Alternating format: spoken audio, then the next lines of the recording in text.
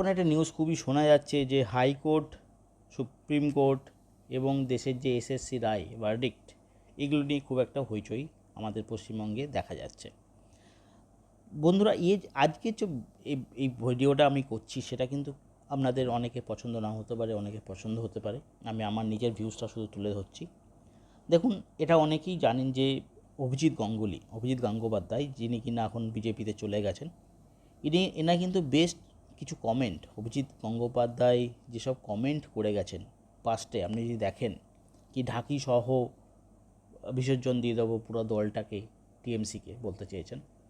এবং এরকম অনেক মন্তব্য, কয়লা চোর, কয়লা মাফিয়া, এইগুলো কিন্তু একজন বিচারপতি হয়ে মন্তব্য করাটা কতখানি যৌক্তিকতা আছে, এটা কিন্তু একটা সবারই মনে একটা প্রশ্ন জেগেছে।